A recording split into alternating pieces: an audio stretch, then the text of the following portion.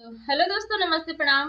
और आज मैं बहुत दिन बाद वीडियो बना रही हूँ और आप लोग मेरा सपोर्ट करिए, सहयोग करिए, मदद करिए। और मेरे चैनल का मोनेटाइज हट गया है तो आप लोग कृपा करके मेरी सपोर्ट करें कि फिर से मेरा चैनल मोनेटाइज हो जाए। तो चलिए सुनाते हैं, एक बहुत प्यारा सा विवाह गीत है। रामा रसोईया बैठी बेटी का वन दई, सुन भाभिया राज हमारे हो, सुन भाभिया राज हमारे हो। रामा रसोईया बैठे बेटी का वन दई, सुन भाभिया राज हमारे हो। अवध नगरिया की दूरी डगरिया, भैया पवन ढिंग मासी हो, भैया पवाऊँ छठी मासी हो। इतना बचन सुन भाभी का वन दई, इतना बचन सुन भाभी का वन दई, नैन ललित होई जाई हो, नैना ललित होई जाई हो।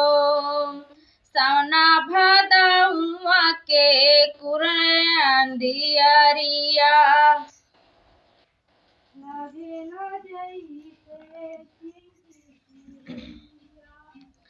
सवना भदौआ के दुर्कल नदिया, नहीं जई है स्वामी हमारी हो।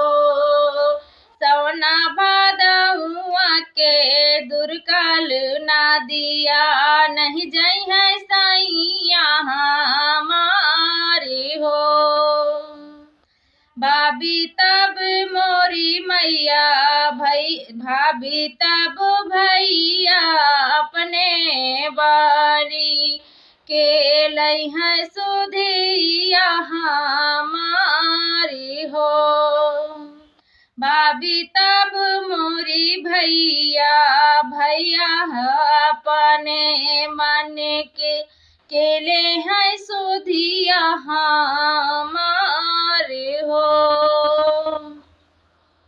इतनी बचन सुन मैया का वन दई, इतनी बचन सुन मैया का वन दई, सुन बेटी अरज हमारी हो, सुन बेटी अरज हमार हो। नौआ जे जई है बेटी बरिहाई जे जई है, नौआ जे जई है बेटी बड़ही जे जई है।